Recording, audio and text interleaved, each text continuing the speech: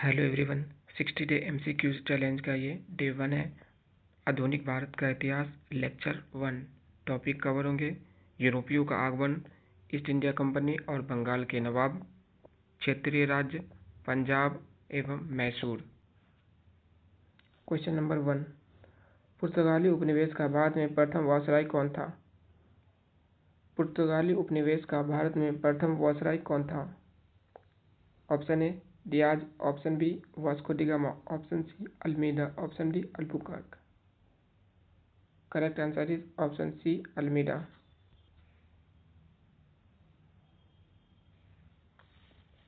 Francisco de Almeida Bharat का पहला पुर्तगाली गवर्नर था। इसने ब्लू वाटर पॉलिसी पर ध्यान केंद्रित किया, जिसका मतलब समुद्री कंट्रोल पर था। इसने अपना मुख्यालय कोची को बनाया। अल्फांसो दी अल्बुकर्क भारत में पुर्तगालियों का वास्तविक संस्थापक था। इसने 1510 में गोवा पर अपना कब्जा किया। इसने सती प्रथा समाप्त करने की कोशिश भी की, इसीलिए इन्हें वास्तविक संस्थापक कहा जाता है, क्योंकि इन्होंने बहुत सारी सोशल चेंज लेके आए। तीसरे गवर्नर नीनो दी कुन्हा थे। इसने अपनी राजधानी कोची से गोवा शिफ्ट की। इसके अतिरिक्त इन्होंने दीव और बेसिन पर भी कब्जा किया। क्वेश्चन नंबर 2, बंगाल की खाड़ी में समुद्री डकैती हेतु हुगली का उपयोग कौन करता था?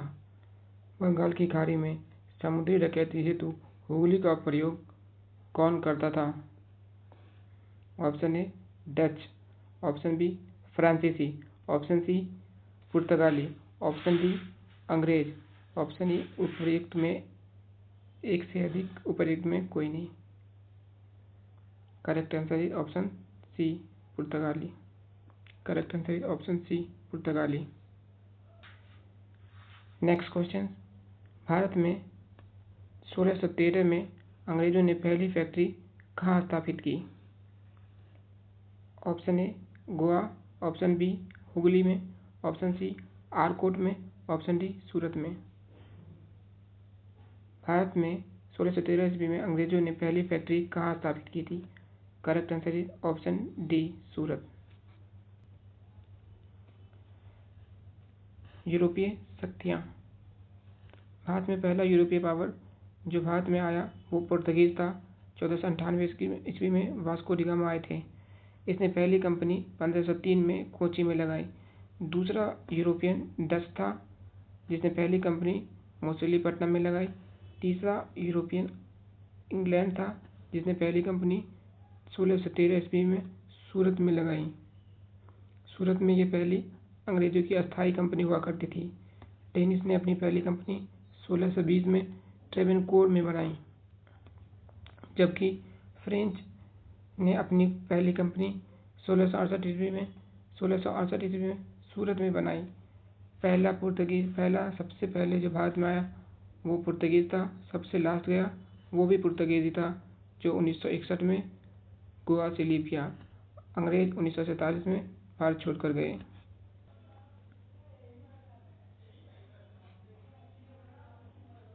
नेक्स्ट क्वेश्चन, निम्नलिखित में किस अंग्रेज ने पुर्तगालियों को स्वैली के स्थान पर हराया? निम्नलिखित में किस अंग्रेज ने पुर्तगालियों को स्वैली के स्थान पर हराया? Option A William Hawking, option B Thomas Best, option C Thomas Roe, option D Josiah Child. Correct answer is Thomas Best. Captain William Hawking 1609 से मुगल दरबार पहुंचा, लेकिन फैक्ट्री स्थापित करने में अनुमति पाने में सफल नहीं हो सका। कैप्टन मिडलटन 1611 ईस्वी में सूरत के मुगल गवर्नर से व्यापार पाने की अनुमति पाई। कैप्टन बेस ने सूरत के बंदरगाह को जीतकर पुर्तगाली के मोनोपोली को भंग कर दिया। इस तरह से कैप्टन विलियम हॉकिंग सबसे पहले आए, लेकिन इसको कामयाबी नहीं मिली। कैप्टन मिडलटन सिर्फ व्यापार करने की अनुमति पाई, जबकि कैप्टन बेस्ट ने फैक्ट्री स्थापित करने की अनुमति पाई। Next question, Dutch East India Company ने किस वर्ष पटना में अपना कारखाना स्थापित किया? डच ईस्ट इंडिया कंपनी ने किस वर्ष पटना में अपना कारखाना स्थापित किया? Option A 1648, option B 1635, option C 1632, option D 1643। Correct answer is option C 1632। Correct answer is option C 1632। Next question is उस क्षेत्र की पहचान करें जहां यूरोपियों को सर्वप्रथम सोरा और अफीम प्राप्त हुआ। उस क्षेत्र की पहचान करें जहां से यूरोपियों को सर्वप्रथम सोरा और अफीम प्राप्त हुआ। Option A Bihar, option B Gujarat, option C Bengal, option D Madras. Correct answer is option A Bihar. Next question is Bharat, चीन और इंग्लैंड के बीच त्रिकोणीय व्यापार का मुख्य आर्थिक आधार क्या था? भारत, चीन और इंग्लैंड के बीच त्रिकोणीय व्यापार का मुख्य आर्थिक आधार क्या था? ऑप्शन ए रेशम, ऑप्शन बी अफीम, ऑप्शन सी काली मिर्च, ऑप्शन डी उपर्युक्त में एक से अधिक। Correct answer is option B अफीम। व्यापार का मुख्य आधार अफीम, चाय, कपड़ा था। ईस्ट इंडिया कंपनी भारत से मुख्य रूप से बंगाल और बिहार से अफीम प्रोड्यूस करती थी। ब्रिटेन चीन से चाय, चीनी मिट्टी के बर्तन, रेशम इंपोर्ट करता था। व्यापार संतुलन करने को भारत से अफीम चीन निर्यात करता था। बक्सर की लड़ाई के बाद किस संधि पर हस्ताक्षर किए गए? बक्सर की लड़ाई के बाद किस संधि पर हस्ताक्षर किए गए? ऑप्शन ए सलबाई संधि, ऑप्शन बी इलाहाबाद संधि, ऑप्शन सी सुगौली संधि, ऑप्शन डी बैसिन संधि। करेक्ट आंसर इज इलाहाबाद संधि। इलाहाबाद की दो संधियां हुई। पहली संधि 12 अगस्त 1765 को, 12 अगस्त 1765 को। दूसरी संधि 16 अगस्त 1765 को। 12 अगस्त 1765 को मुगल सम्राट शाह आलम द्वितीय और अंग्रेज के बीच में हुई। इस संधि के तहत सम्राट ने कंपनी को बंगाल, बिहार और उड़ीसा की दीवानी अधिकार दिया, जबकि सम्राट को 26 लाख रुपए एनुअल पेंशन मिले और उनके दरबार के रखरखाव के लिए 53 लाख रुपए मिले। वहीं दूसरी संधि में कंपनी और अवध के नवाब सजाउद्दौला सम्मिलित थे और इलाहाबाद कारा को छोड़कर अवध का विशेष क्षेत्र नवाब को प्राप्त कर दिया गया, वापस दे दिया गया, जबकि नवाब ने 50 लाख रुपये कंपनी को दिए। तो इस तरह से पहली संधि ब्रिटिश और मुगल सम्राट शाह आलम के साथ हुई। दूसरी संधि ब्रिटिश और अवध के नवाब सिराजुद्दौला के बीच हुई। नेक्स्ट क्वेश्चन, इलाहाबाद की संधि के बाद रॉबर्ट क्लाइव ने मुर्शिदाबाद का उपदीवान किसे बनाया? इलाहाबाद की संधि के बाद मुर्शिदाबाद का उपदीवान किसे बनाया? मोहम्मद रजा खान को, मोहम्मद रजा खान को। नेक्स्ट क्वेश्चन, सम्राट शाह आलम द्वितीय ने ईस्ट इंडिया कंपनी को बंगाल, बिहार और उड़ीसा की दीवानी प्रदान की। शाह आलम द्वितीय ने ईस्ट इंडिया कंपनी को बंगाल, बिहार और उड़ीसा की दीवानी प्रदान की पहले इलाहाबाद संधि में 12 अगस्त 1765 को। नेक्स्ट क्वेश्चन, द्वैत शासन प्रणाली का द्वैत शासन का जनक किसे माना जाता है? द्वैत शासन का जनक सर लियोनेस कर्टिस को माना जाता है। द्वैत शासन का जनक किसे माना जाता है? सर लियोनेल कर्टिस को। द्वैत शासन का जनक किसे माना जाता है? द्वैत शासन का जनक किसे माना जाता है? Lord Clive, option B Hector Munro, option C Lord Macaulay, option D Lionel Curtis. Answer D sir Lionel Curtis. Next question, Bengal में द्वैत शासन प्रणाली किसके द्वारा लागू की गई? बंगाल में द्वैत शासन प्रणाली किसके द्वारा लागू की गई? Option A Warren Hasting, option B William Bentinck, option C Robert Clive, option D Lord Curzon, option E उपर्युक्त में कोई नहीं, उपर्युक्त में एक से अधिक। Right answer is option C Robert Clive.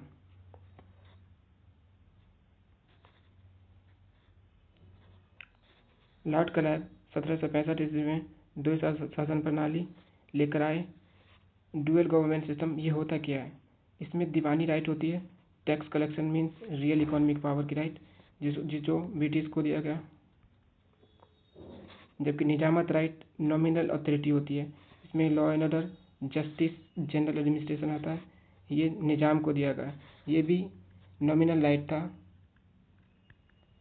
इसको भी इनडायरेक्टली ब्रिटिश कंट्रोल करते थे। वॉरेन हेस्टिंग ने 1872 ईस्वी में द्वैत प्रणाली को हटा दिया। अच्छा ही किया। नेक्स्ट क्वेश्चन, अंग्रेज ने भारत पर लंबे समय तक राज कैसे किया? ऑप्शन ए, कांग्रेस के उदारवादी नीति के कारण, भारतीय नेताओं की गिरफ्तारी के कारण, बांटो और राज करो की नीति के कारण, बांटो और राज करो की नीति के कारण, उपर्युक्त में एक से अधिक, उपर्युक्त में कोई नहीं। करेक्ट आंसर इज बांटो और राज करो की नीति के कारण। नेक्स्ट क्वेश्चन,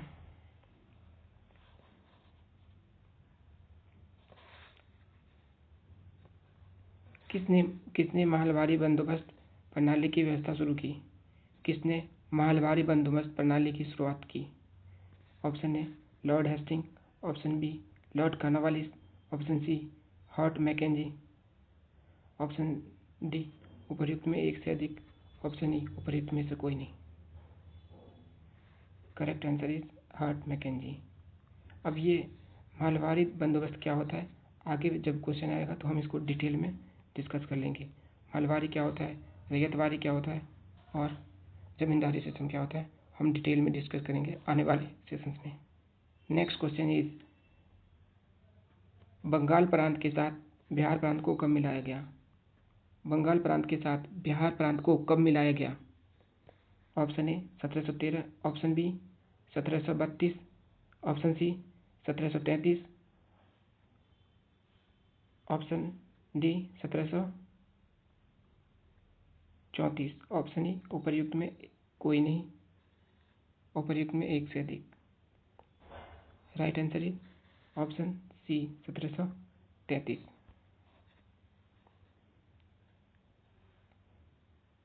1733 ईस्वी में बिहार और बंगाल को मिलाया गया। 1733 ईस्वी में बिहार और बंगाल को मिलाया गया। 22 मार्च 1912 ईस्वी में संयुक्त बिहार और उड़ीसा को बंगाल से अलग किया गया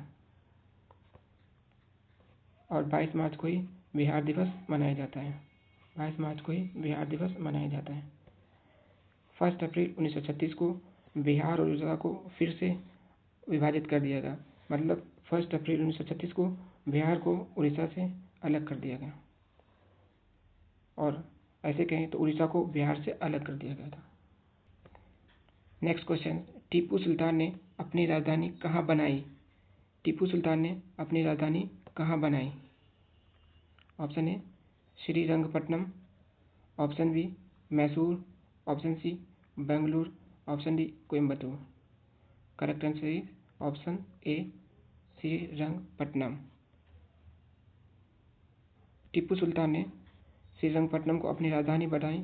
यहाँ इन्होंने जैकोबिन क्लब की स्थापना की और उसका सदस्य बना। मैसूर और फ्रांस की मैत्री का प्रतीक लिबर्टी ऑफ ट्री कहाँ लगाया? श्रीरंगपट्टनम में। अब इस्तांबुल और मॉरिशस में अपने एम्बेसडर भी भेजे। तो टीपू सुल्तान ने श्रीरंगपट्टनम को अपनी राजधानी बनाई, जैकोबिन क्लब खोले और लिबर्टी ऑफ ट्री भी लगाई। नेक्स्ट क्वेश्चन, वर्ष डैश में टीपू सुल्तान और ब्रिटिश ईस्ट इंडिया कंपनी के बीच मंगलूर की संधि हुई? वर्ष डैश में टीपू सुल्तान और ब्रिटिश ईस्ट इंडिया कंपनी के बीच मंगलूर की संधि पर हस्ताक्षर हुआ। Option A 1782, option B 1792, option C 1779, option D 1784।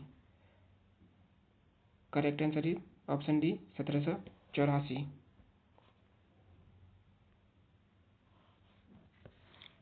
First Anglo Mysore war 1767 से 1789 के बीच हैदर अली और ब्रिटिश के बीच हुई।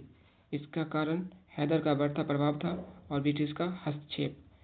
इसके पश्चात मद्रास की संधि हुई और हैदर द्वारा भी जीते गए क्षेत्र ब्रिटिश को वापस कर दिए गए।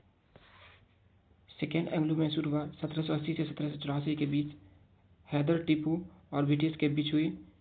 इसमें ब्रिटिश द्वारा संधि तोड़ने की वजह थी इसके पश्चात मंगलौर की ट्रीटी हुई और जीते हुए क्षेत्र वापस कर दिए गए।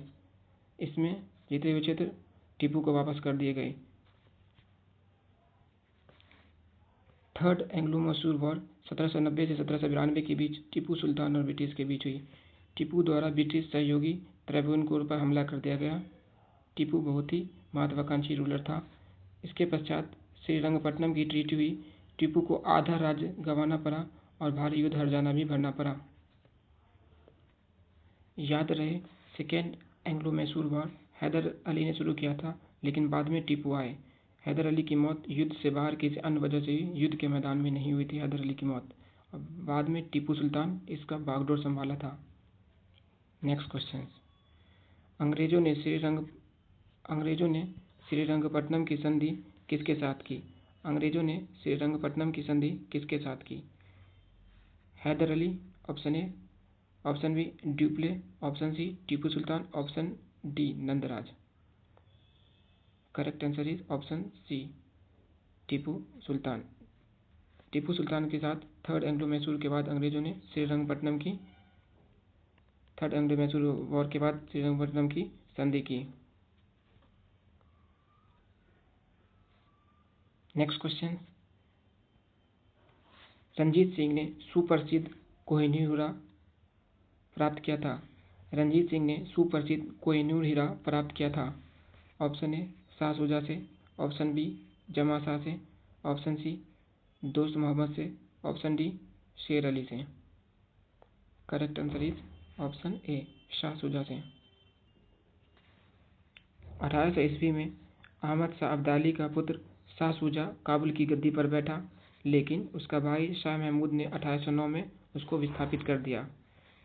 इसी अवसर पर शाह शुजा ने रंजीत सिंह से सहायता मांगी और उन्हें कोहिनूर हीरा भेंट दिया। नेक्स्ट क्वेश्चन इज, पंजाब भूमि हस्तांतरण अधिनियम पारित किया गया। पंजाब भूमि हस्तांतरण अधिनियम पारित किया गया। Option A 1850, option B 1895, option C 1900, option D 1905। Correct option is option C 1900। इस पंजाब भूमि हस्तांतरण अधिनियम के तहत कृषक भूमि को गैर कृषक को नहीं दी जा सकती थी। नेक्स्ट क्वेश्चन, अंबाबाई एक स्वतंत्रता सेनानी भारत के किस राज्य की थी? अंबाबाई एक स्वतंत्रता सेनानी भारत के किस राज्य की थी? Option A Madhya Pradesh, option B Kerala, option C Andhra Pradesh, option D Karnataka.